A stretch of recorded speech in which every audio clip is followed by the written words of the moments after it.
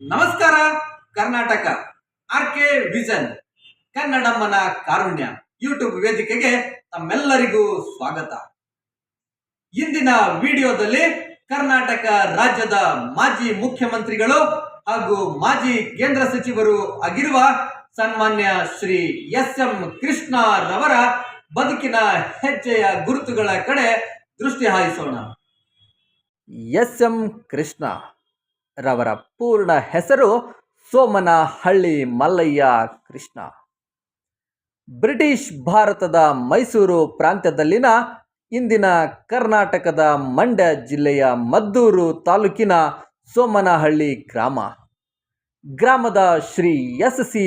ಮಲ್ಲಯ್ಯನವರ 6ನೇ ಮಗನಾಗಿ 1932 ಮೇ 10ರಂದು ಜನಿಸಿದರು. ಮೈಸೂರಿನಲ್ಲಿ ತಮ್ಮ ಬಾಲ್ಯ ಶಿಕ್ಷಣವನ್ನ ಮುಗಿಸಿದ ಎಸ್.ಎಂ. ಕೃಷ್ಣರವರು ಬೆಂಗಳೂರಿನ ಸರ್ಕಾರಿ ಕಾನೂನು ಕಾಲೇಜಿನಲ್ಲಿ ಕಾನೂನು ಪದವಿಯನ್ನ ಪಡೆದರು. ಮುಂದೆ 1962ರಲ್ಲಿ ರಾಜಕೀಯ ಜೀವನವನ್ನು ಪ್ರಾರಂಭಿಸಿದ ಎಸ್.ಎಂ. ಕೃಷ್ಣರವರು ಮದ್ದೂರು ವಿಧಾನಸಭೆ ಕ್ಷೇತ್ರದಲ್ಲಿ ಪಕ್ಷೇತರ ಅಭ್ಯರ್ಥಿಯಾಗಿ ಸ್ವತಂತ್ರವಾಗಿ ಸ್ಪರ್ಧಿಸಿ ಜಯಗಳಿಸಿದರು. ರಾಜ್ಯಸಭೆ ಮತ್ತು ಲೋಕಸಭೆಯ ಸದಸ್ಯರಾಗಿಯೂ ಕೂಡ ಕರ್ನಾಟಕವನ್ನು ಪ್ರತಿನಿಧಿಸಿದ್ದರು. ಶ್ರೀಮತಿ ಇಂದಿರಾ ಗಾಂಧಿ ಹಾಗೂ ರಾಜೀವ್ ಗಾಂಧಿರವರ ಮಂತ್ರಿ ಮಂಡಲದಲ್ಲಿ ಕೇಂದ್ರ ಸಚಿವರಾಗಿ ಸೇವೆ ಸಲ್ಲಿಸಿದರು. 1989ರ ಡಿಸೆಂಬರ್ದಿಂದ 1993ರ ಜನವರಿವರೆಗೆ ಕರ್ನಾಟಕದ ಶಾಸಕಾಂಗದ ಸ್ಪೀಕರ್ ಆಗಿ ನೇಮಕವಾದರು. ನಂತರ 1993ರಿಂದ 1994ರವರೆಗೆ ಕರ್ನಾಟಕದ ಉಪಮುಖ್ಯಮಂತ್ರಿಯಾಗಿ ತಮ್ಮ ರಾಜಕೀಯ ಸೇವೆಯನ್ನ ಸಲ್ಲಿಸಿದರು.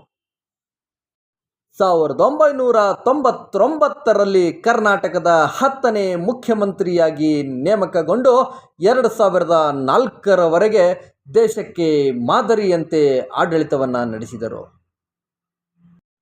ಮುಂದೆ 2004ರಿಂದ 2008ರವರೆಗೆ ಮಹಾರಾಷ್ಟ್ರದ ರಾಜ್ಯಪಾಲರಾಗಿ ಸುದೀರ್ಘ ಸೇವೆಯನ್ನ ಸಲ್ಲಿಸಿದರು. ನಂತರದಲ್ಲಿಯೂ ರಾಜ್ಯಸಭೆ ಹಾಗೂ ವಿಧಾನಸಭೆಗಳಿಗೆ ಅದೆಷ್ಟೋ ಬಾರಿ ಮತ್ತೆ ಪಾದಾರ್ಪಣೆ ಮಾಡಿದ ಎಸ್.ಎಂ. ಕೃಷ್ಣರವರು 2023ರ ಜನವರಿಯಲ್ಲಿ ತಮ್ಮ ರಾಜಕೀಯ ನಿವೃತ್ತಿಯನ್ನ ಘೋಷಿಸಿದರು. ಸನ್ಮಾನ್ಯ ಶ್ರೀ ಎಸ್.ಎಂ. ಕೃಷ್ಣರವರ ಜೀವನದ ಸಾಧನೆಯನ್ನ ಗುರುತಿಸಿದ ಕೇಂದ್ರ ಸರ್ಕಾರ 2023ರಲ್ಲಿ ಭಾರತದ ಅತ್ಯುನ್ನತ ಪ್ರಶಸ್ತಿಗಳಲ್ಲಿ ಒಂದಾದ ಪದ್ಮ ವಿಭೂಷಣ ಪ್ರಶಸ್ತಿಯನ್ನ ನೀಡಿ ಗೌರವಿಸಿತು.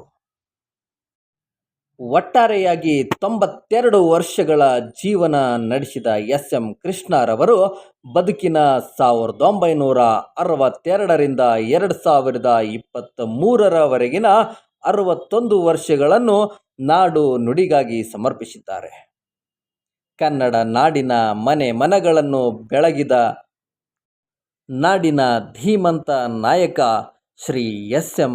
ಕೃಷ್ಣರವರು 2024ರ ಡಿಸೆಂಬರ್ 10ರಂದು ದೇವರಲ್ಲಿ ಲೀನವಾದರು ಎಂದು ಹೇಳಲು ದುಃಖವೆನಿಸುತ್ತದೆ. ಇಂತಹ ನಾಯಕರು ನಮ್ಮ ನಾಡಿನಲ್ಲಿ ಮತ್ತೆ ಮತ್ತೆ ಹುಟ್ಟಿ ಬರಲಿ ಎಂದು ಆಶಿಸುತ್ತಾ, ಭಗವಂತನಲ್ಲಿ ಪ್ರಾರ್ಥಿಸುತ್ತಾ ತಮ್ಮೆಲ್ಲರಿಗೂ ನಮಸ್ಕಾರಗಳು.